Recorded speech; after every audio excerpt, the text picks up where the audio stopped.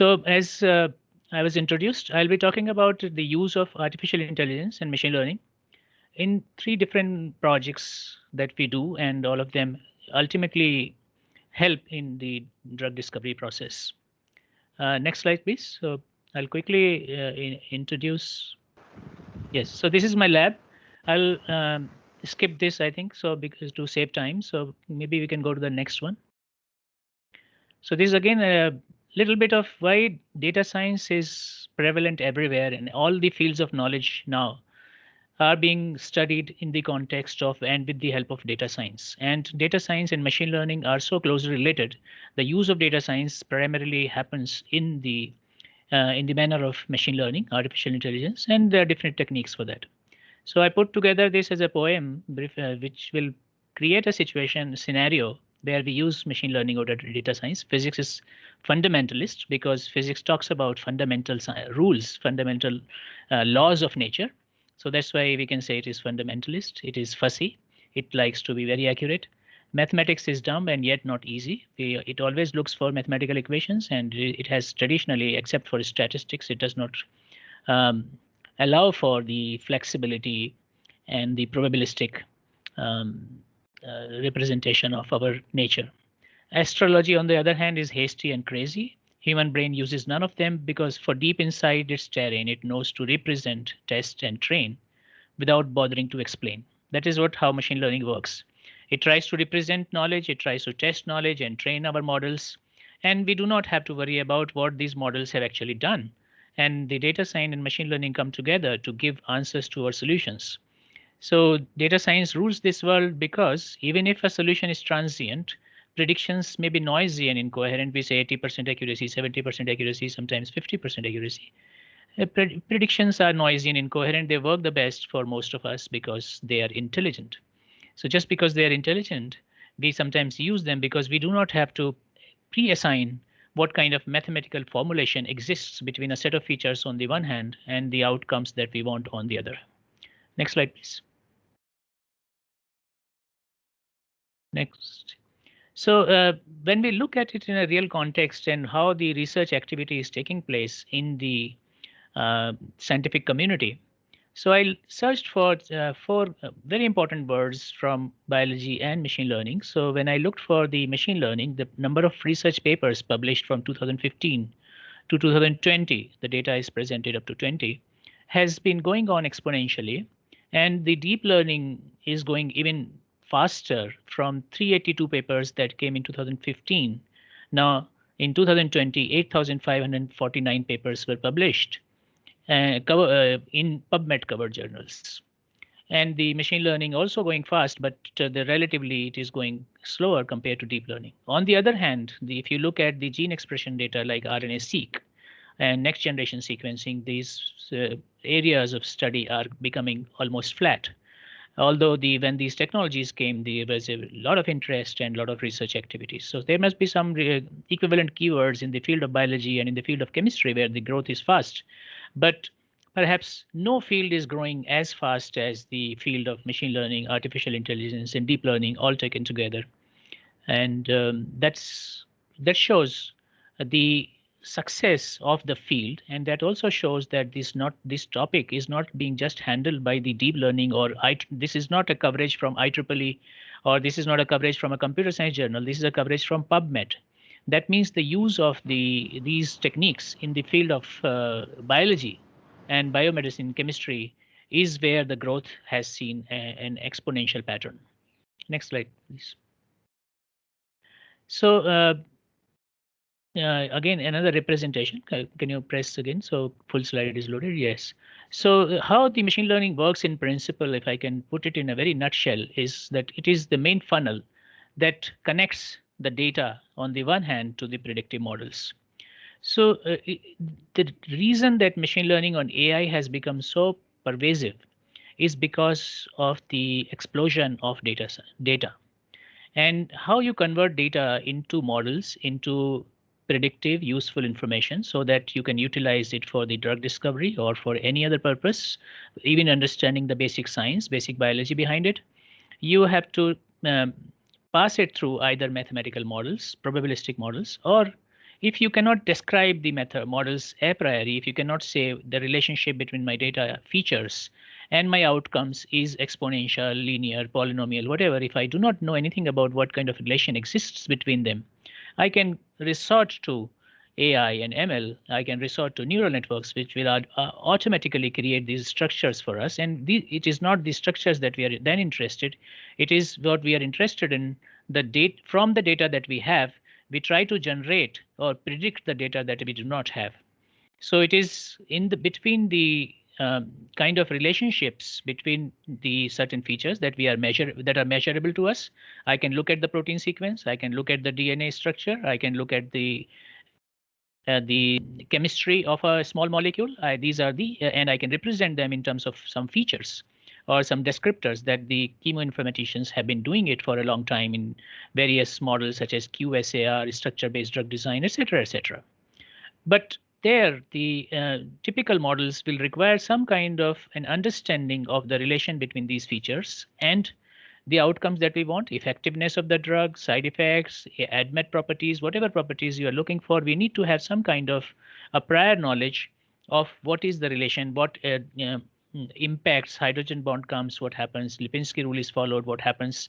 So size of the molecules. So these are some kind of a priori information representation in the form of our prior knowledge is compiled. In the case of machine learning, these requirements are done away with as we go into deeper and deeper machine learning models. We almost represent everything that we have in our data, maybe relevant for my outcome or not. I put everything into the into our predictive models and try to generate and let the model itself, the machine itself, learn what is relevant so that the goal of the exercise of AI application or ML application is not to really understand whether hydrogen bond is important for drug design or not, whether the particular property contributes to IC50 value or not. That is not the goal. The goal is that I just want to put these properties, that this is my molecule, these are its properties. Some of these properties are useful, some of them are not useful. I put everything together into this funnel, and this funnel works like a machine learning model and gives me an output. So this is in some way, this reduces the burden of the human beings to understand the basic science, mechanistic basis of what is happening. So it is not a substitute for chemistry, because chemistry will ultimately, you have to understand what kind of chemistry is taking place, what kind of the cellular structure is there. So these machine learnings will not be a substitute for that. Machine learning will give you some kind of insights. Okay, when you change this property of the cell, when you change this property of the sequence, this is what you expect to have. And then you again may have to go back into the lab and understand what is actually going on. So, but many a times we are not really interested in the mechanistic basis. What we are interested in. I have to screen 1,000,000 compounds, and I want to have a few hundred compounds to work with. Or if I have tens of thousands or 20,000 or 30,000 potential targets in the genome, and I want a drug that can particularly inhibit a particular gene. So I want a suitable target to achieve a particular functional modulation.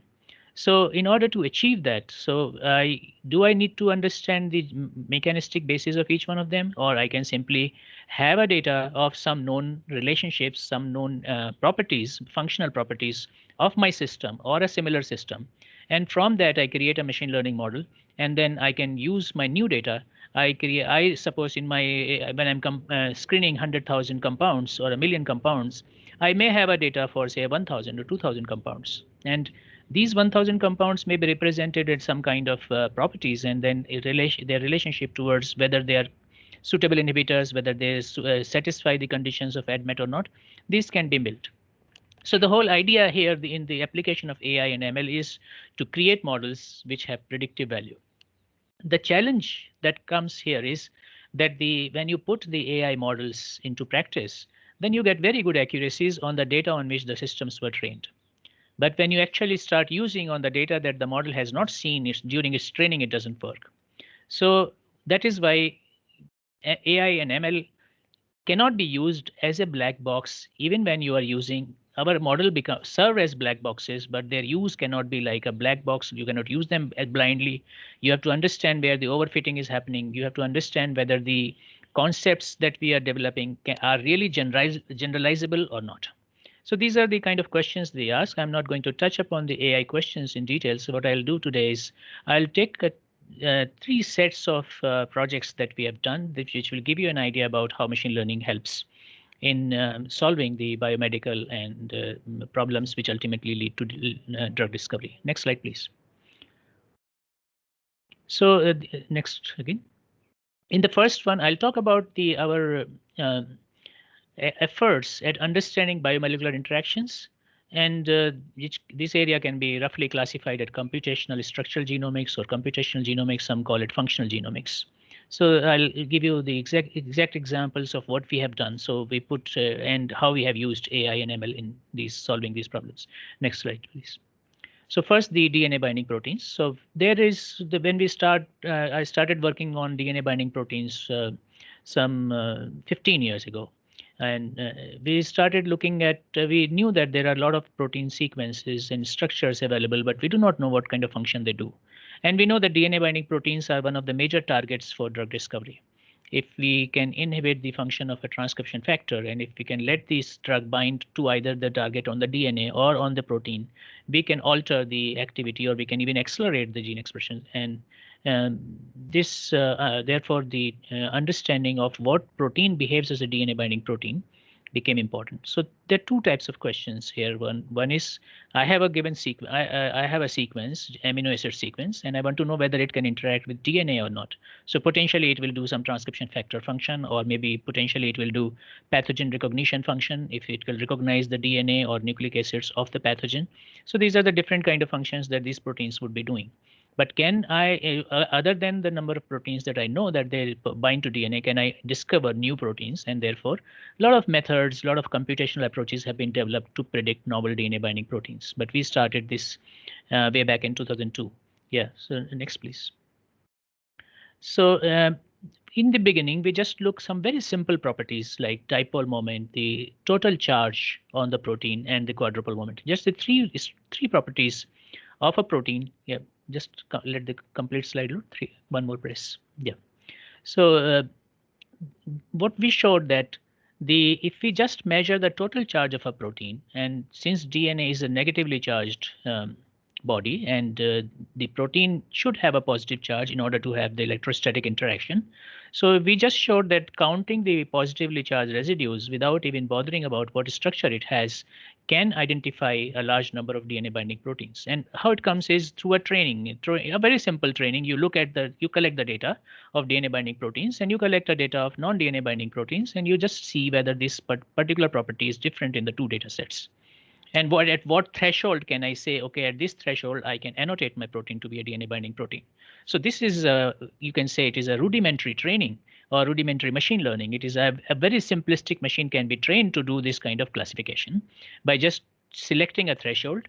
Because you have just one univariate data, a single property, you can find a threshold at which the DNA binding proteins can be distinguished from rest of the proteins at a high accuracy. Again, you have to apply the cross validation. That means you determine these thresholds on the data that you have on one data set. And then once you set the threshold, can you test it whether this works on the proteins which were left out of my training? So that is how we apply the AI and ML and do cross validation. Then what we showed that if I go to a little more analysis, there were some proteins on total charge on these proteins was negative, but they were still binding to DNA. So how is it that these proteins which have a total charge negative, they're still binding? So this information we've collected from the statistical principles, we collected this data, and then we looked at what is special about these proteins. So we developed a method of calculating the dipole moment, and from the low resolution structures. Low resolution because many a times we do not have an X-ray structure of the protein, so we do a homology modeling.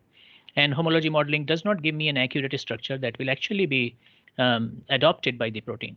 So what I do in this case is I need to have a method which can roughly determine some property of this protein. And so if I just assign a positive charge to all the positive residues, which is lysine and arginine, and negative charge to all the negatively charged acidic residues, so I can calculate a rough estimate of the dipole moment. And then the same way quadrupole moment, and we created a very simple linear model that can be considered to be a basic machine learning model. Using these three properties, almost 90% of the proteins, DNA binding proteins from the protein data bank could be correctly classified. So this was the initial success of this model to classify DNA binding proteins based on machine learning applied to these three properties. Next slide. So more recently, what we did was that when many of us know, and especially people who work on docking-based drug discovery, they know that the protein structures are not rigid; they are flexible. So that's why they do flexible docking. So if we are calculating the dipole moment or quadrupole moment, or if we are trying to use this structure for any discovery process, we have to understand what kind of conformational changes are likely to take place when the protein binds to its target, in this case, a DNA. So we we collected the entire data of protein DNA binding protein structures, and then we found that there are six types of conformational changes that happen upon binding to DNA. So these are the statistical principles, and we could connect that if this kind of a structural change happens, that this protein is more likely to have a higher specificity, or this is more likely to form stronger complexes between protein and DNA. So this conformational changes could be related to these properties through a statistical analysis, which is again in the preliminary stage, or the basic models of machine learning are sufficient to analyze this kind of data. So here, one thing to learn here is that when we are trying to use simple models, sometimes we can make nice discoveries. These simple models have carry a lot of information. What is most critical in applying these simple models is that the quality of our data has to be very good. If you generate a garbage data, you will create a garbage model. So if your data is good, every single entry that is included in your data, every single protein that you have annotated to be a DNA binding, for example, in this case, or every single atomic orientation or the side chain orientation that you have modeled, how accurate they are, how non-redundant they are you repeating the same kind of protein every time? So the quality of data is crucial and critical for all machine learning, but they are even more important for when you have relatively small data and you are using smaller model, the simpler models. In the large, if you have a really, you're working with really a large amount of data, maybe some of the noise, some of the variations in the data that have happened due to random reasons, they may be cancelled out. But when your data sets does not have a lot of entities for training, a lot of different diverse examples for training, then the quality of data really important. And that's why you see there is so much of surge in developing databases. You even have journals of by the name of databases. So databases are critical to have high quality data which really provide information. It is not just they're putting together information from different sources. It is the data, a good data set is one where there is a very strong quality control, and anything that is claimed to this particular property or the numerical quantitative values or qualitative labeling of the data, they are accurate. And this is what we have to bear in mind when we want to use them in application stage. Next slide. So we different types of models are used. As I said in the beginning, we were using small properties, and then we were looking at the protein description in terms of sequences. Then we started using the evolutionary profile PSSM, and most recently we have used 1 or 2 years ago this model where we use deep learning, the CNN, convolution neural network, which can take the data. That means it can take a sequence, it can generate the position specific substitution matrix, which will tell us the evolutionary pattern at individual positions. And then one problem in the machine learning model is that every um, data instance that you feed to the model during training or during test should have the same size. And because most of these models, like neural networks or linear regression models, they have a positional meaning. And if your positional information has moved from one place to the other, or if the size of your in proteins, we know that we are working all with proteins. So every time a protein has a different size, sequence length, or even the structural properties are of a different size. So one challenge that is through how to deal with these differently sized data objects into the machine learning. So we developed this model where we used the zero padded models. We make them, we complete them and truncate to a particular size, and then use that to predict whether there is a particular pattern. So the techniques that are typically used for image analysis could be used to the evolutionary profile matrix, and then the model could actually predict just from the evolutionary profile of sequences. Up to 87% of the DNA binding proteins could be estimated in this way. Next slide, please. So I'll skip this so that I can cover. So these are the technical details of the model. If anybody is interested, they can talk to me later, but I'll go to the next slide. So 2 slides later, I think. Next slide. Yeah, next one. Okay, so the second thing is, so one thing is we want to annotate our proteins. We want to tell whether what kind of function a particular protein does. And one example I gave you was the DNA binding functional annotation. We may want to know RNA binding proteins. We may want to know the membrane proteins. Different types of protein annotations. So once we have established that these kinds of principles are sufficient, you can use PSSMs, you can use sequences, you can use structural properties like moments. Then we can pretty much solve any similar problem of functional annotation by identifying suitable features and utilizing the similar models. Second question is, I know that this is a DNA binding proteins, but in order to, the drug discovery is a much more higher resolution challenge. So I also want to know if the DNA binds to this protein, which residue actually takes parts in binding, because so that I can, if I want to design an inhibitor, I can choose this particular target. So this is the second level of the problem, finding the amino acid residues which are actually involved in the interactions. Next slide, please. So these problems we solved for some, I have not put them in chronological order, but in function from the perspective of the structure first. So first we looked at the conservation of residues.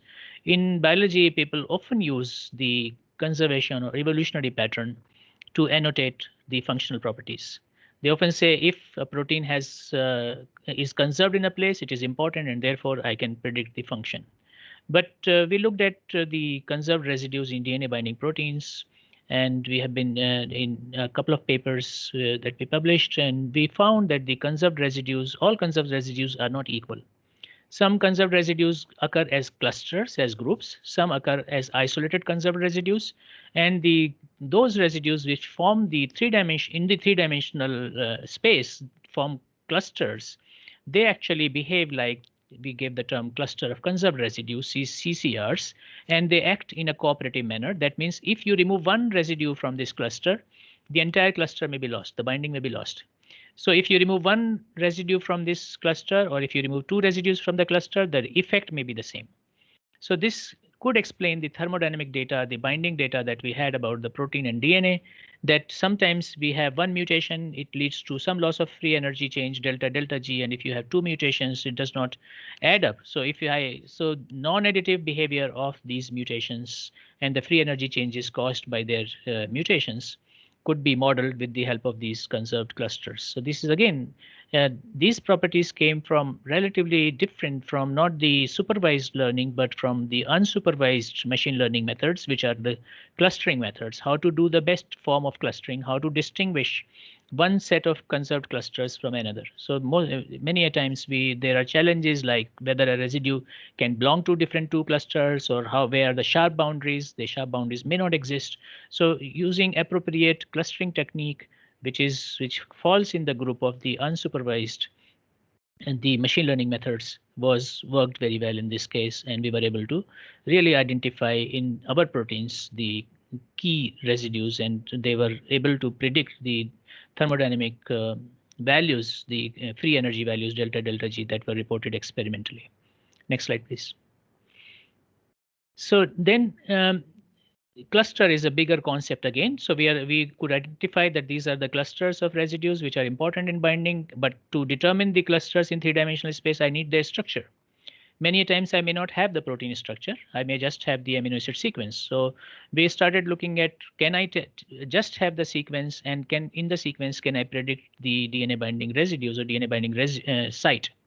One reason why we want to know the DNA binding site from sequences that the structure may not be available. But there's another reason, that the structure is more robust than sequence.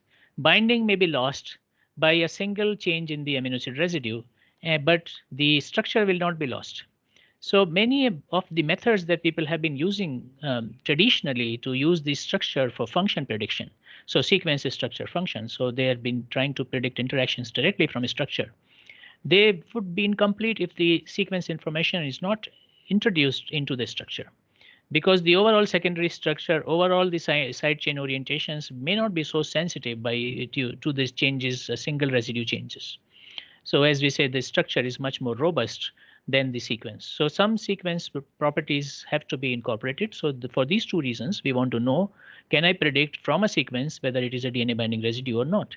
So first level of machine learning, again, statistics that you can apply is you can look for all the amino acids. Okay, how many times arginine present in the sequence will it be in the interface, and how many times it will be out of the interface? So we find arginine has a high propensity to be in the interface, then the lysine, and so on. But then we start looking at, okay, not all the arginines are binding. Some arginines are in the interface, some arginines are not in the interface. And there are other residues which are in the interface which are not arginine. So then we how to introduce that into sequence-based models. So we use a sliding window approach. I run a window over the sequence and I take all the information in the window. So the neighbors information. So this information cannot be simply added in through simple statistics models. Although the statistical methods like the naive Bayesian classifiers and random forests can do it well, but more advanced machine learning models can capture even better non-additive relationships.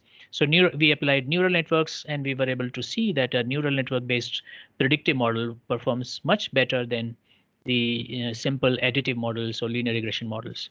So that is how. So how you can do is, what is the role of machine learning in this case is that if you have different entities which are cooperatively acting to perform a particular function, these additive behavior cannot be introduced by way of simple statistics.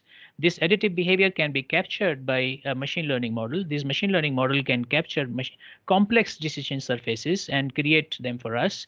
And if the residue at a given position I and residue at a given position I plus 5, they are coming together, you do not have to explicitly look at those relationships, because if you look at these explicit relationships, the number of hypotheses that you will generate will be enormous, and then you will get too much of overfitting. Your data will fit very well on the training data, but it will not work on the new data.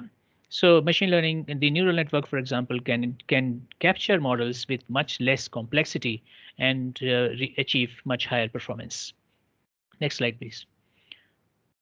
So other biomolecular interactions can be predicted by similar principles. So we did works on, we tried to predict the carbohydrate binding sites. We tried to introduce the partner information into protein. So people were predicting protein-protein interaction site. Okay, I have a protein sequence. This is the residue that interacts with other proteins. What we did was that, no, we have to look at also at the partner information, and then we can do a better a specific prediction about the interactions. ATP, ADP, other phosphates, and the transmembrane beta proteins, helical membrane proteins.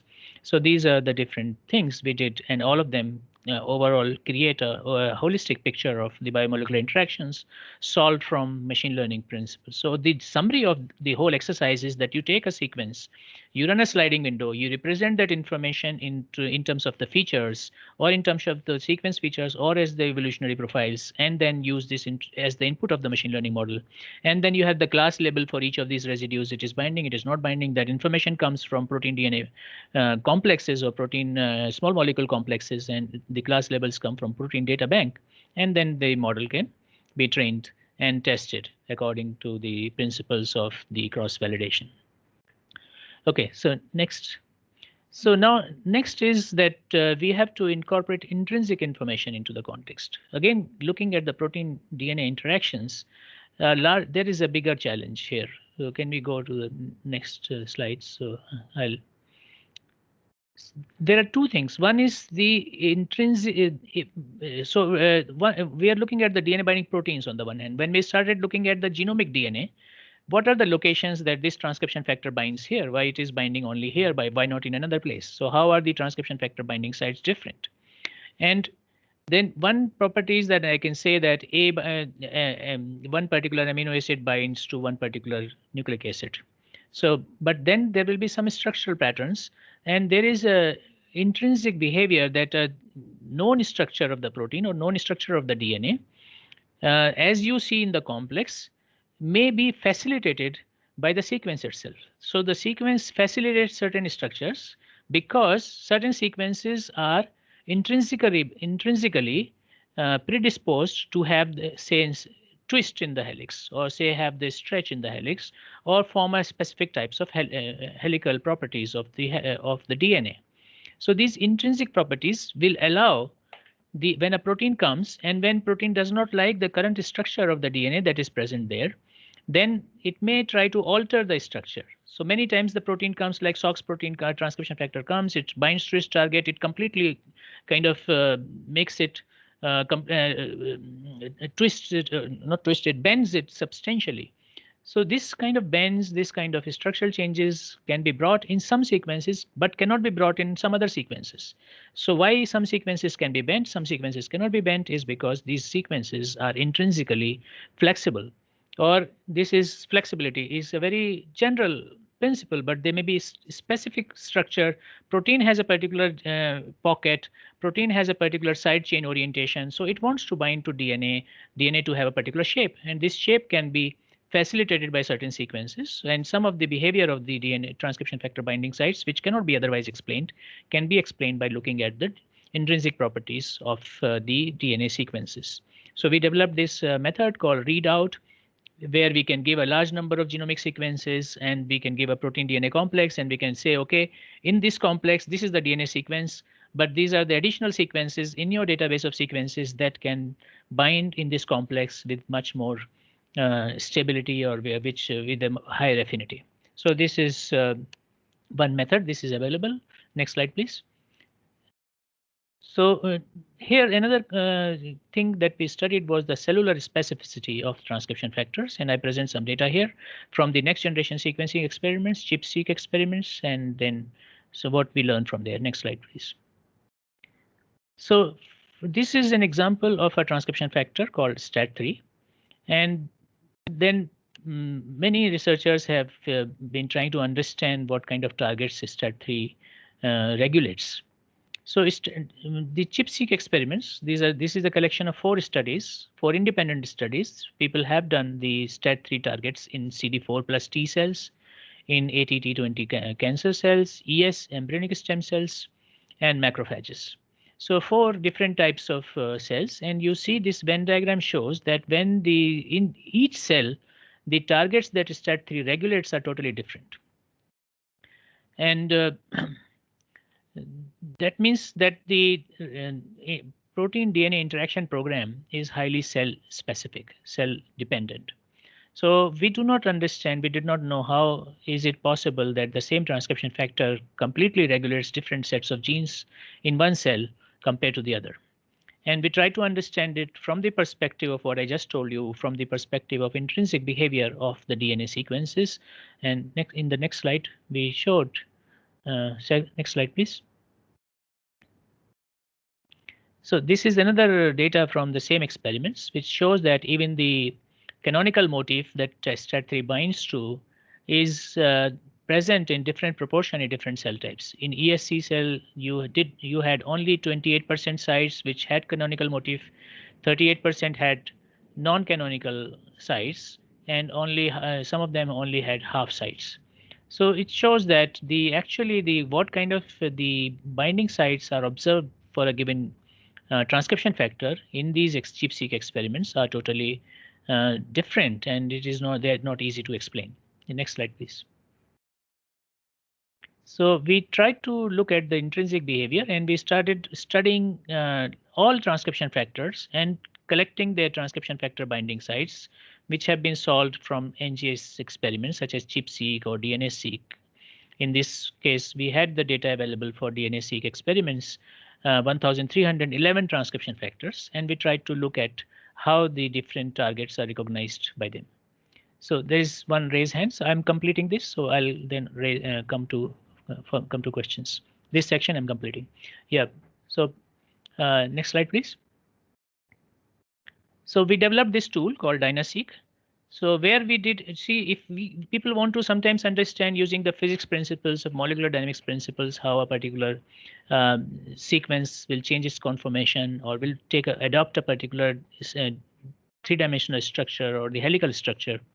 with the help of molecular dynamics. But doing it molecular dynamics at the genomic scale is almost impossible.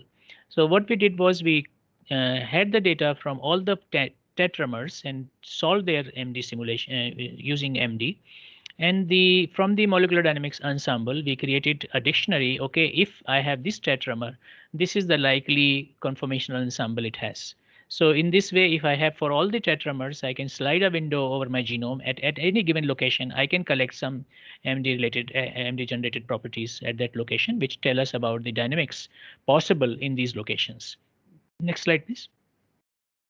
So this tool is available, people who want to use it. From this, we learned that when we apply these dynamic principles and we predict the DNA shape, we found that the DNA structural properties in each of these 4 cell types that the protein binds to are different, and they are unique to each cell. That means, as for example, if you see CD4 plus T cell, you find that the first region, which is at the motif binding motif location, and the surrounding regions are almost flat. That means there is a significant role of the sites which are flanking the motif. And in some cases, the flanking sites are not important. Like in ES cells, you see that the information is dropping in a linear way. So that means that in every cell, the chromatin conformation is undergoing certain specificities, and a particular structural preference is there for the same transcription factor. If a particular environment, cellular environment is available, it will bind to one set of structures. If another environment is available, it will bind to another set of structures. So this is what we observed. Yeah, next. Okay, so I stop here and I'll take your questions first. Sir? Yes. Sir, my question is, sir, you have shown 4 different cell like macrophages, CD4, Yes. and 4 different cells. Yes. My question is that also applicable for the other cells of the same organism like us, like our heart cells, kidney cells, or in particularly beta cells, or all other cells? Means all Definitely. cells? Yeah. So definitely every cell of the same organism has a different regulatory program. And the same transcription factor regulates a completely different set of genes in every cell. In fact, even within the same tissue, there may be differences. Sir, So that's suppose our base pair, our gene is very long, suppose 3 billion base pair. So, does this extrons and introns have any role in this because of this particular different transcriptions are happening different way from the same sequence that has also been hypothesized by some scientists that from a particular set of gene whatever the RNA is getting produced may get spliced in different ways in as different mRNAs in different cells. So, your reason might be one of these reasons. so there are 2 reasons that biologists understand. One reason is that the availability of cofactors. That means in each cell, not the same set of genes are present. So if there are for the same transcription factor, it will reach to 2 different locations. In one location, the another site of another transcription factor is next to this, and that transcription factor may be expressed in that cell or may not be expressed in this cell. If in that cell these 2 transcription factors are expressed and the sites for both of them are present adjacent, those genes will be regulated. In another cell, this gene may not be present, so this transcription factor may not be available, so these genes will not be regulated. This is simply based on the combinatorial principle of transcription factors. So that is not the issue I have discussed here. What I have discussed is that uh, there is a likelihood that the transcription factor binding sites themselves, they form nucleosomes, and the nucleosomal structures are different in different cells, and they are guided by the nucleosome binding proteins, histones, and the histone modifications. And the post-transcriptional modifications. So that characterize a given cell, so a given cell is characterized by a multiple set of biological conditions. All of those contribution may contribute to the target site's changes in the conformation. Yes, sir, that is why I was talking about this particular post-translational modifications. Yeah. So This particular, can we just modify? Is it possible to, suppose I am taking a macrophage, can I modify it to work as a beta cell? Actually, yes, that is what all reprogramming is all about. In the reprogramming, people try to alter the function of a cell and make a different cell. So that's the whole idea of reprogramming. People have been able to reprogram a cell and completely do a take a cell and completely do a function or make it regulate completely different set of genes. Thank you, sir. So when can it can be available in the market? You mean this tool? This tool, This tool practical Dynastic is there. applications. Dynastic is already there, and reprogramming is already there. Are people who have done reprogramming of cell, one factor reprogramming, two factor reprogramming. So this has been there for a while. But from the structural point of view, the what our role is in terms of the predicting, taking sequences, predicting the conformation. So this tool is there, and we are also expanding to do additional works in this field. Thank you, sir. Is there any more questions? So just I would like to know about the timing now. Do I have to finish at 4, or because we started late, I can prolong it to a little. No So I'll go issue. accordingly. Please No carry issue, on. sir. No issue. Please, sir. So I'll complete my talk then. Okay, thank you. Yes. So next is there is another for the drug discovery people. This may be of interest particularly, and this project is about the reverse transcriptome search. See, we are traditionally aware of two types of drug discovery approaches: the structure-based design and ligand-based design, where we try to break down the molecular interactions. But most of them are focused on the system at hand, and all the drug discovery experts know and know that better than me that many a times many drugs which are selected at an early stage, there is a successive uh, attrition in this stage of going from in silico to in vitro, from in vitro to in what do you call in vivo, and then actually in clinical trials. At every stage, you lose the candidates that you had, and you get the completely sometimes completely different results. So what the people are trying now, and they have been making a different ways they are approaching this problem, is taking a systems level approach. That is, they don't want to just see how this drug is impacting my target. They want to see how the drug will impact an entire genome and an entire metabolome. Can we, before at the time of generating my leads, can I incorporate this information so that my loss later on, because some drug was toxic or some drug was creating side effect, unwanted effects. So instead of rejecting it at a much later stage, can I just look at that, take a drug and look at the genomic context and see what are the likely what is the likely impact it can cause to any set of genes or the entire genome. But this, of course, cannot be done by a structure-based principle because the interaction between this drug and its targets may not take place from the structure perspective, or the maybe even if it is at the structure level, the relationships may be so subtle that you cannot solve them by solving the docking problem. So for this, now an approach has been developed, which is to take at the transcriptome. That is, suppose I want to cure a disease X, I look at the transcriptomic change that this particular drug or this particular pathogen brings about. I know that if these are the genes which are overexpressed under the influence of this pathogen, and these are the genes which are underexpressed. So therefore, every pathogen has some kind of uh, signature at the transcriptome level, transcriptomic signature. So now what you need is, you do not need drugs that bind X place or Y place. What you need is to find a drug that can reverse this change.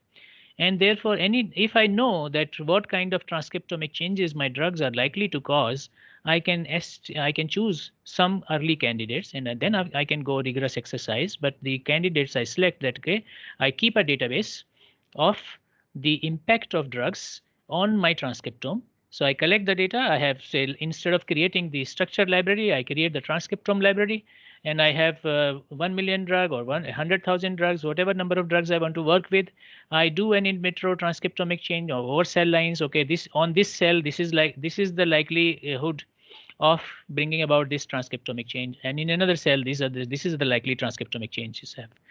So now, if I have any from this database, I can just look for that I have my pathogen or my disease which is causing X changes in the transcriptome, then I can go into my library, and from the library I can look for a drug that can bring about minus X change in the transcriptome. So this is the kind of lead generation with the help of reverse transcriptome search. Then now the question is how to search the reverse transcriptome. Two problems arise. First is to generate a library, and second is to search this database. Next slide. Next slide, please. Yeah, so this project that was started by a consortium, CMAP, Connectivity Map, and Links, they have generated a big database. So this database generating the entire transcriptome in all cellular conditions is a huge task. So what they have done is they have created a small subset of genes which are called the landmark genes, and these landmark genes, expression of these landmark genes can be used to predict with the help of machine learning the expression of other genes. And these two projects basically generate an enormous amount of data for the drug associated transcriptome changes. Next slide, please. So this is how this data looks like, that every drug is treated like a perturbation, and the effect of these perturbations under different cell types are different, and then the phenotypic assay is carried out, performed on this, and then the database contains the information that drug X in cell Y causes Z change. So this is a three-dimensional information, which is the links database. Next, please. So as I mentioned, so it will just look for, we discovered that you take a partial set of genes, and from the partial set of genes, you can predict the universal set of gene expression values. Next slide, please. Next. So I'll skip this. So I think I broadly explained. So these are the contents of the data when this slide was created. So this at this moment, the number of compounds that the library contains is just about 5,178. But perhaps more data is required, and maybe a new version of this links data will have it. So 1,000 landmark genes, the expression is directly collected from about additional 21,000 genes. They are inferred with the help of the expression data prediction using deep learning. Next. So you have a disease signature, you have a compound signature. Disease signature comes from the clinical data, and we know that this disease is causing these particular changes in the transcriptome. Compound signatures comes from my library, and the target signatures will be created in this way. Next. Next one, please. Let's skip this. So we go next. I can skip this also. So here we have what we have done in our lab is that we want to use the clinical data which has been compiled and deposited in gene expression omnibus. A large amount of data is available, and many times people want to collect the data, gene expression data for a particular phenotype. They want to collect the data for a disease, they want to collect for one cancer type under one cellular condition. And when they see that different people have compiled this data, they have reported they have deposited the data. Some of them have done it using one microarray chip, another have done by another chip by RT-PCR, some have done by RNA-seq. So different methods have been used, different quantifications are used. In some cases, you will find expression levels going from 1 to 100. In some cases, it is going 1 to million. So putting this data from multiple studies together to create your own problem of interest to data associated to that problem of interest is a tough task. So what we have done is we have taken all the data that is deposited in GEO from five different microarray platforms to begin with. Microarray is the most challenging one. If you add the NGS data to this will be easier. But since a lot of information, a lot of useful information has been solved, such as toxicogenomics projects, TGGate data is originally there in the form of microarray data. So all these data required to be unified and kind of present a unified picture so that a meta-analysis or large-scale analysis of transcriptomes can be carried out. So any transcriptional change that we want on a particular phenotype under given condition, so we took all these data and we unified, uniformly normalized. But one big challenge in this unification was that each platform has a different set of probes in microarray. So G570, for example, has 54,000 probes. This corresponds to about 15,000 genes. 571 has a different number of genes, and GPL96 has a smaller number of genes. So each of these platforms has different set of genes. Some genes are missing in one platform, some genes are missing in another platform. So when people try to do for drug discovery, they try to pool these data together. What they do is they just try to take the common genes and discard the rest of it. But we have developed in our lab a resource which is now under process of being published. So this data will be available very soon, where people can just search the samples, collect the entire matrix pre-normalized, and the probes or genes which are missing, they have been predicted with the help of deep learning. So now you have a complete matrix. You do not have to worry about the normalization. You do not have to worry about some of the genes missing in one particular sample and others. You just collect the list of samples that you want. You list out the list of samples into this website that we have, and then download the data in a single matrix. So you focus on the next stage of your data analysis for the drug discovery. So this is one resource that is going to be really very useful for the researchers, and I look forward to some of you using this data eventually. Next slide, please. So how we did this, how we had, for instance, if we have a microarray chip which has expression data for just 15,000 genes, what do we do? And my other microarray has 20,000 genes. So how do we know the expression of 5,000 genes? So we developed a predictor, a deep learning based predictor. What we did is we give the current value of expression of the known genes as the input and predict the expression of the unknown genes with the help of a deep neural network. So this takes really a lot of time, computing time, but we were able to achieve it, and we were able to get very high level of accuracy in trying to do this. So these are technical details of how this model is developed. This model is called DGX, and there are different number of hidden nodes in the model and dropout rates. So these are technical details. And in summary, this model worked well. We had a cross validation on the samples that we knew about what should be their predicted values. They were used as a training data. Next. So this is again the predictability in terms of the Pearson correlation between the observed values and the predicted values.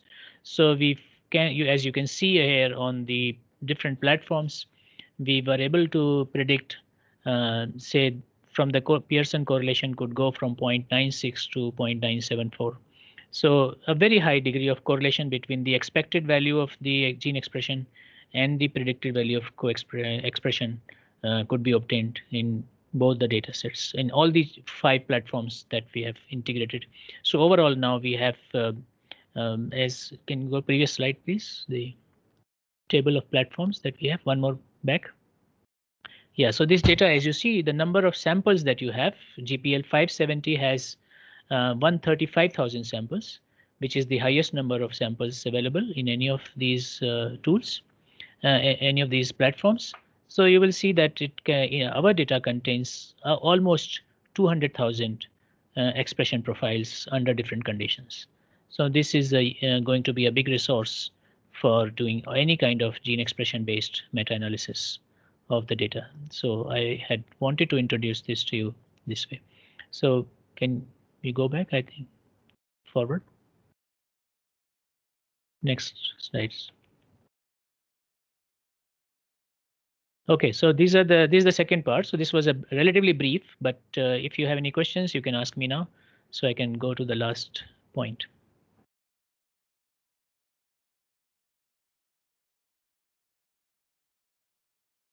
Any question on this database, on the integrated?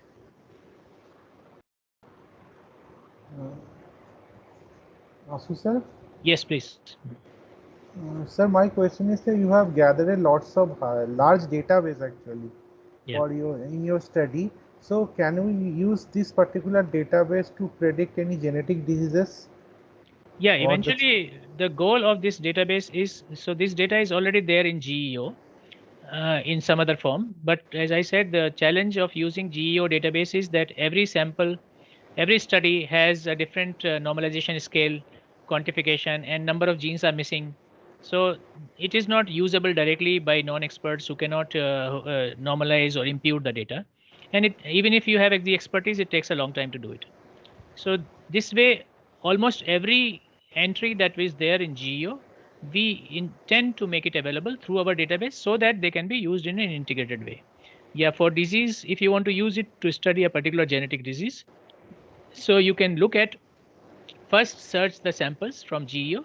What are the samples in which this disease phenotype was present? You collect the list of those samples and collect the expression data from our resource.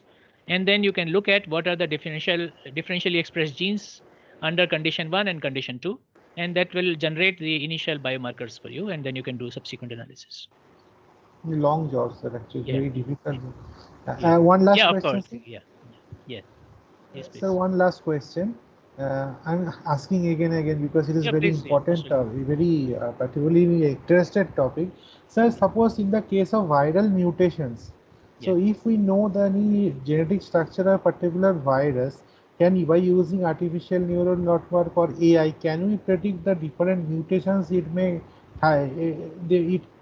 have in the future, and what kind of receptors it may bind if it has certain these particular mutations? I don't know that. That is not my area of expertise. But what I can comment on this stage is that very often we are interested in the what kind of phenotypic change a mutation will cause. So that work is very much there, and different people have been doing. What I introduced a tool, Dynaseek, earlier in my first part of the presentation. So that gives you the conformational or structural changes that a mutation can bring about, and that can help you to prioritize what mutations are going to make a drastic change and what mutations are not going to make drastic change. But whether I can predict the mutation that will take place in a particular virus in the evolutionary process, I don't know about it. This is, I think, a job of the evolutionary or this viral experts. Thank you, sir. I think there is one more raised hand. Can I take that question? Dr. Ashwani Mishra, I think.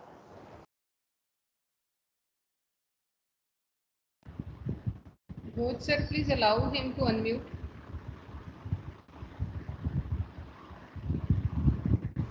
Now I have allowed, madam. I have allowed all. Dr. Mishra, please unmute yourself and ask your question.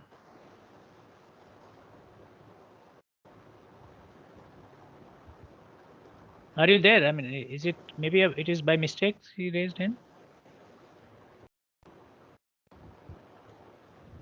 Hello. Yes, please. So if there is Actually, a difficulty in speaking, you can write your question in chat box. We can read it from there. no, actually, the Yeah, now we can hear it. Yeah. process of unmuting take bit time. That's Yeah, why fine. I So was thank. able to hear you completely. Okay, great. Thank you. First of all, thanks for such an informative session, sir. There were lots of slides which was actually not being uh, explained because of the deficiency of the time. So I Yes. might request you that please, like the organizer of the FDP could provide the PPT if it is allowed by you, because it's such an important topic and there are very dense information in each and every slide. Yeah, I So understand that. I'm sorry about it. And yes, because we lost time, so I did not explain some of these slides. But yes, I'll share these slides. Some of this contains unpublished work, and I hope you will respect that. And but we are all colleagues, and definitely I'll share these slides with you. there is one more request, sir. Like, because like being a beginner, how can like someone start to do the kind of research you are into? Because it takes lots of time, efforts, and I think deep, learning also. So, is there any paper you suggest or certain YouTube channel if you want to suggest us, so that being a beginner we can start, doing certain kind of substantial work in this direction? It all, I mean, it's very difficult question to give a general answer for. So it all depends on your current interest. So most smooth transition, I think, for people is to, I think this is a question of general interest. Probably you should take in the end. If you have any question on this part of the presentation, let us stick to that.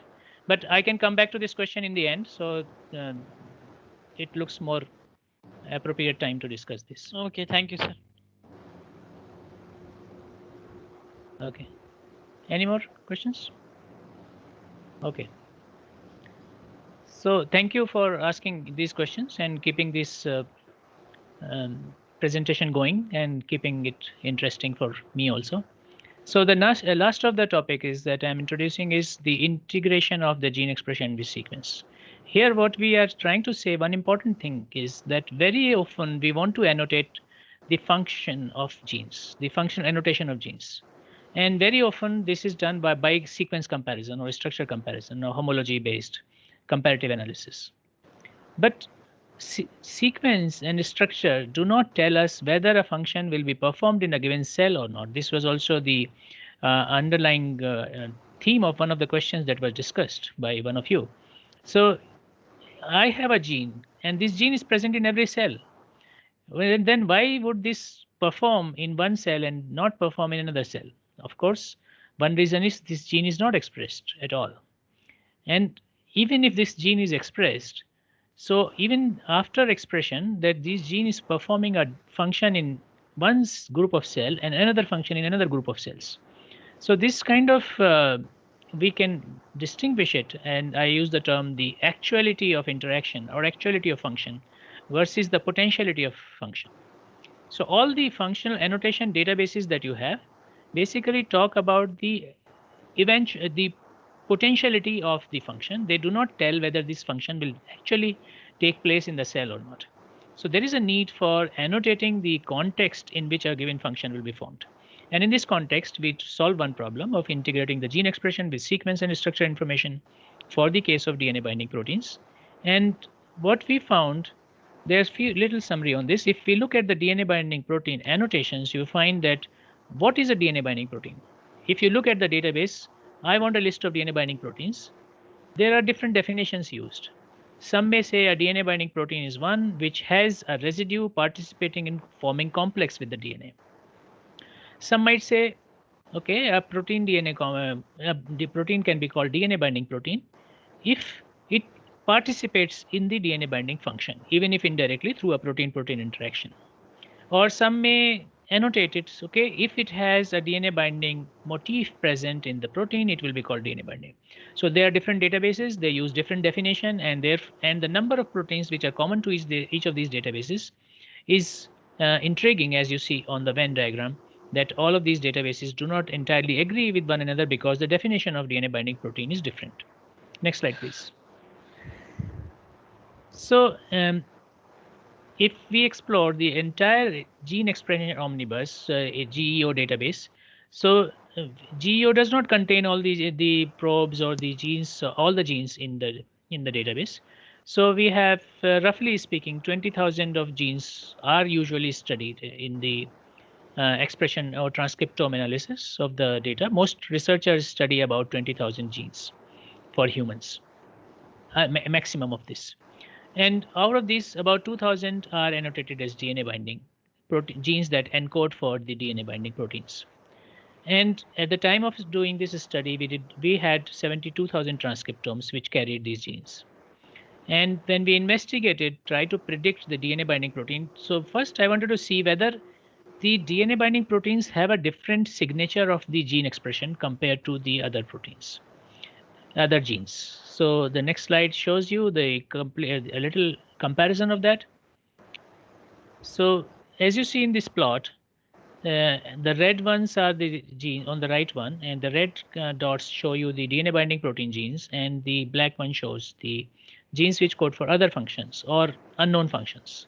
So we find that the expression level is higher for large number of genes. And on the left side, you have a box plot. Here also we see that the average expression level of a gene which encodes for DNA binding protein is higher than other genes. Now this is it a useful information? And this is also highlights how we should use AI and ML or statistics in our data analysis. This is not really as useful an information as it might appear. Why it may happen is that in any microarray chip or in any gene expression analysis, the number of genes which are annotated or for which we know the function are usually those which have a higher expression level. And the genes which have a lower expression level are more likely to have an unknown function because people have not seen them expressing frequently, or people have not seen a high level of expression. So they have missed them during the function analysis or during the data analysis. So this kind of difference between the high expression and the low expression for any set of gene for any function, you might find some kind of patterns there. Next slide, please. So we looked at the individual genes and then we want to see how many of them are actually high expressed. So this plot shows you each gene taking into account how many genes are highly expressed, how many genes are poorly expressed. So you see about less than 40% genes are poorly expressed, and about 60% of genes are highly expressed out of the 2000 odd DNA binding protein coding genes. On the other hand, if you look at the number of genes which are expressed at a high level or low level, you find more than 50% genes are expressed at a lower level and more than less than 50% on the high level. So the difference, you see, the ratio of highly expressed and low expressed genes in the DNA binding proteins was 40 to 60, and rest of the proteins about 50-50. So going to the next slide. So if we look at the individual genes, I wanted to collect the genes which are highly expressed and those which are poorly expressed. So we found that these are the genes which are generally DNA binding genes, and they are expressed highly: ACTB, H3FC, and RPL7. These are all DNA binding genes. And the next one, many of these are involved in ribosomal assembly or that housekeeping functions. On the other hand, these are the genes like zinc fingers,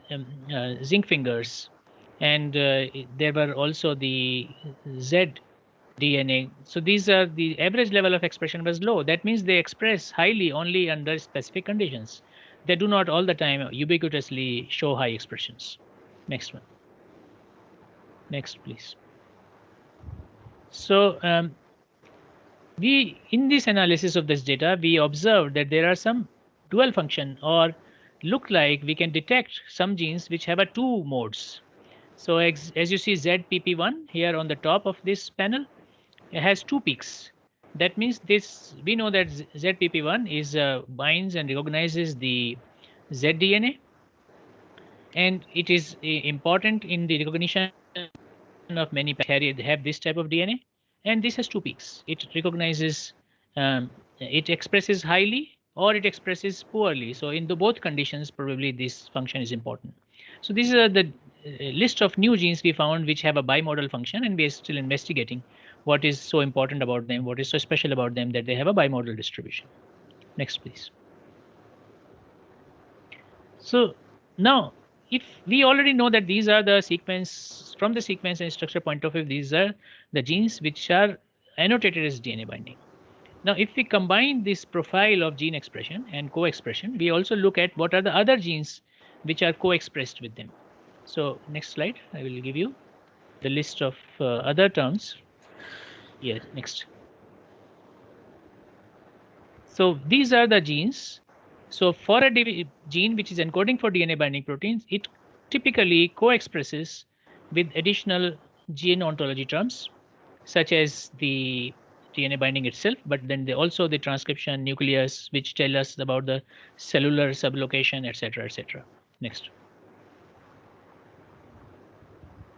Okay, next again. So when we try to develop the ML-based prediction of DNA binding proteins using gene expression alone, we cannot predict very highly, because I showed you the difference between the DNA binding protein genes is not so much different from the other genes. Although there is a difference, there is a small difference. You find that 60 to 40% high expressed versus low expressed in the case of DNA binding genes, and 50-50 in other genes. So the prediction is not very high, but this prediction can be combined when we predict the proteins with the help of a sequence or structure.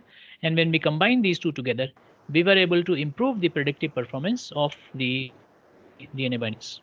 So we introduced an idea into the machine learning, which is called the conditional consensus. And that is what helped us, that the genes which are typically not highly expressed, which do not have a strong signal of DNA binding, they interact with the DNA with the help of the co-expressed genes. So if I know what are the genes co-expressed environment of a particular gene, I can annotate them with greater confidence. So this is how we were able to achieve a higher accuracy of predicting DNA binding proteins, and that also shows the interplay between sequence and structure information on the one hand, and the gene expression environment in which this particular protein or gene acts on the other hand. So these two together will determine whether a given function will be performed. So this is all I wanted to say about this for now, and then the summary of the 3 points that I have discussed, the last slide. So first point was that the system level discovery of novel targets, that is was the first topic, was that looking at the sequence, structure, and gene expression patterns in a biological context is important. And then if we look at all these 3 properties, we can show we can annotate our proteins or genes with a higher confidence. For the target discovery, I discussed it very briefly, but I introduced a resource and how these predictions of the interactions. This is the third point of the reverse transcriptome. This is not the summary is presented not in the order I talked about them. So the reverse transcriptome analysis provides an alternative and complement structure-based to the structure-based drug design. And the premise for this is that the reduced rejections of the drugs at later stages can be achieved if we are able to determine the system level changes that a drug can introduce. So that completes my presentation. I close it with the next slide. That is a little bit of a poem again. And if I, from a problem of interest, if I remove R, B, and L, it becomes a poem. So just giving a representation of what the AI and ML does to this. Mimicking brain, shallow and deep, machines learn when man is asleep. Without complex equations or laws, making use of errors and flaws, regressive, divisive, and classifying, only in AI are so gratifying. These are the terms that we use in machine learning: model of regression, divide and conquer rules, classification of. So these are very gratifying acts for the data analysis and data-based drug discovery. So I stop here for now, and I'll take any more questions that you may have. Sir, I got one question. Yes. Sir, you have told about the zinc finger gene. Basically, zinc finger gene contains this histidine basically. So Yes. this component is basically is useful for identifying the cancer, right? Yes. So when you have told these zinc finger genes are low expressed, they are not. They are. I think you have told about average expression. You have told.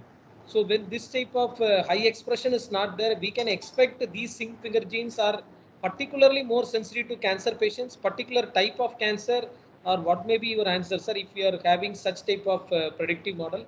Yes. So that's a good question. So number one, that there are many zinc fingers. There is not one zinc finger. There are many zinc fingers. They play a different role. And in fact, many synthetic zinc fingers have been designed to perform a specific function.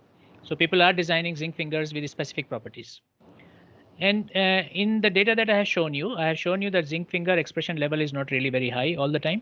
So it does not necessarily mean that zinc finger is, when it expresses at low level. The data shows the average expression means that it is not a ubiquitously expressing set of genes. It expresses under specific conditions, and under those conditions, it may be expressing highly. So the genes which are shown to be highly expressed in this data are those which are frequently expressed at a higher level. And those genes which are showing a low expression here may still show high expression under given conditions. So in the case of cancer, maybe they're overexpressing compared to their normal level. And I do not know, I do not work on that specifically, but just explaining the data here. Okay, sir. Okay. Thank you, sir. Yes.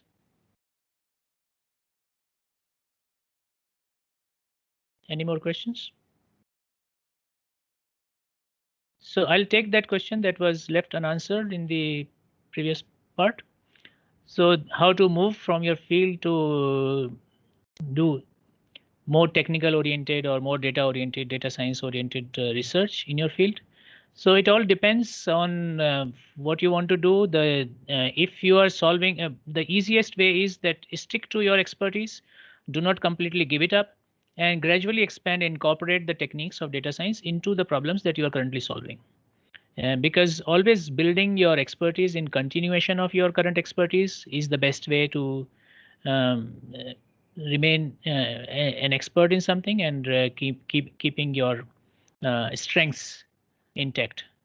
So if from the student's point of view who want to completely explore new areas, there are many techniques. So again, data science is not a unified field. Some of the areas are common, like the basic techniques of machine learning. Again, if you just want to run a neural network, then the software is now available. So find it applying a particular regression model. There are many now. Scikit-learn is there in Python. You have in R. You have the Caret library, etc. So these libraries can just what all you have to do is to create a matrix of features and their corresponding labels. And once you have the data matrix, you can use any of these models. But to really understand them, you have to rigorously try different data sets. Some of these are already there in the public domain. There are many sites such as Kaggle, which share the existing models, which provide you the codes. You can download the data, you can run them, test run them, and that is how you can build the expertise in the field of data science and the machine learning associated to this. So my general advice for people from drug discovery would be to stick to their field and try to incorporate the techniques into what you are currently doing. And if you are doing a drug discovery for a particular disease, stick to that disease and see how the techniques of the data science and machine learning can be introduced to solving the same problem in a way. Sorry.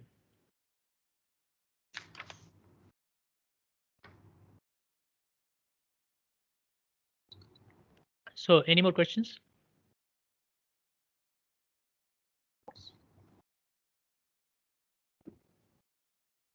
Hello. Yes. Sir, is there any training which portal which provide the training on it? If you inform us, that will be better for us. Um, what I can do is I can keep a mailing list of all the participants with me, and whenever I also have a group on Telegram where I keep on posting the conferences and program workshops that are announced now and then. So if you can connect to me, and if I have the mailing list of all of you, I can share that Telegram link to you, and I keep on posting events that I come to know over there. And similarly, that is the way these days. So you join groups. There are many groups which provide constant information about conferences. Like ISCB is one which keeps a calendar of events internationally. And you join societies. You have different societies in India also and in other countries. So be active on these platforms where these kind of issues are being discussed. And I'll introduce you to this Telegram group that we are running in our lab. So currently we have about 90 members. So we keep on sharing this kind of conference information there. So if I can ask for the mailing list from you, I can share this with all of you. That will be a great help, sir. Thank you very much. Yeah. Yes.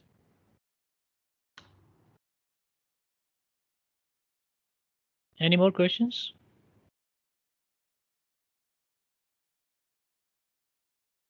Okay, then I should say thank you.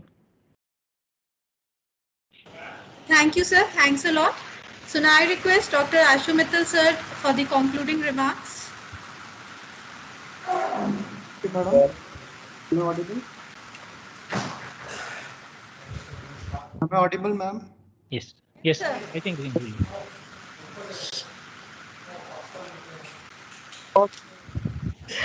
And very important session for this FDP session.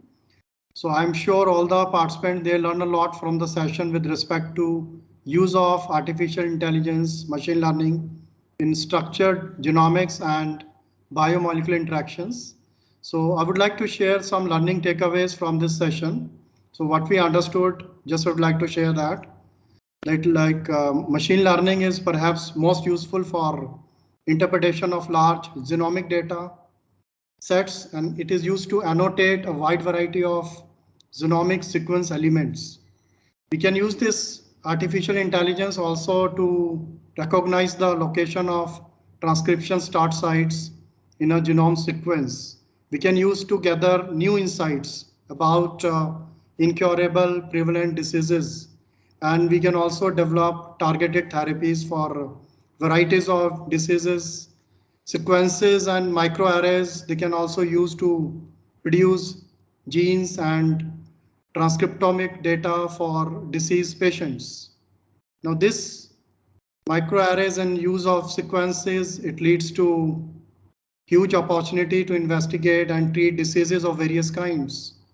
So this new science, these novel methods of machine learning They demonstrate the capacity in lead discovery as told by the expert, and it has the potential to connect genetics and transcriptomics with clinical outcomes.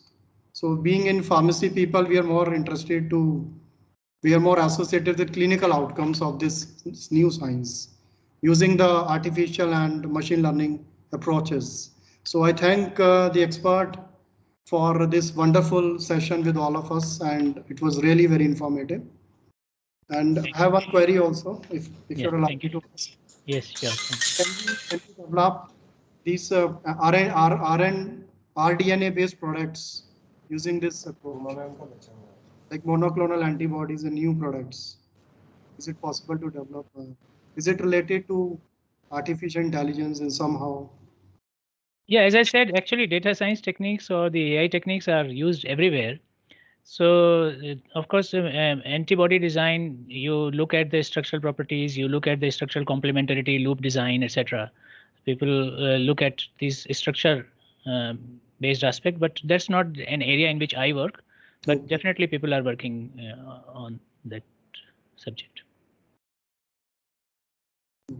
Thank you, sir. Thank you, sir.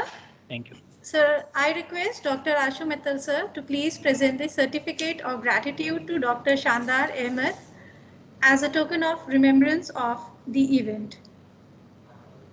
So we, on behalf of KIET School of Pharmacy, we present you, sir, the certificate of appreciation as a, so kindly accept it, and Thank you very thank you. much. It looks really beautiful, and thank you for preparing this nice. And I think all the posters and all this work was very nicely done.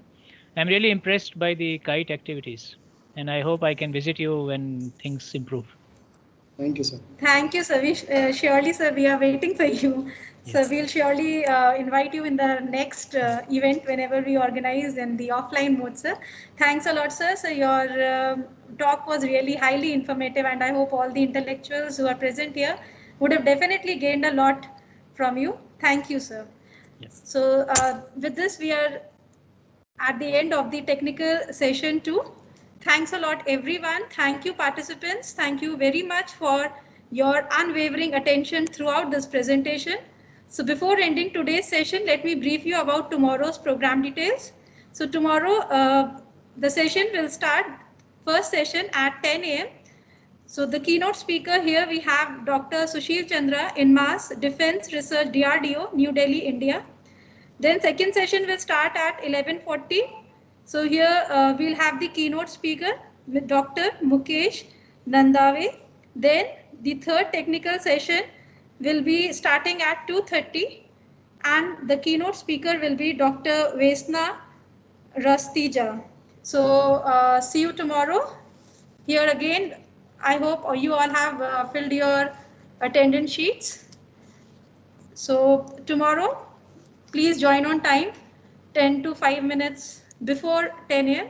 so that we can proceed at according to the time schedule. Thank you so much. Thank you, everyone. Thank you. Thank you. I'll exit now. Thank you so much, sir.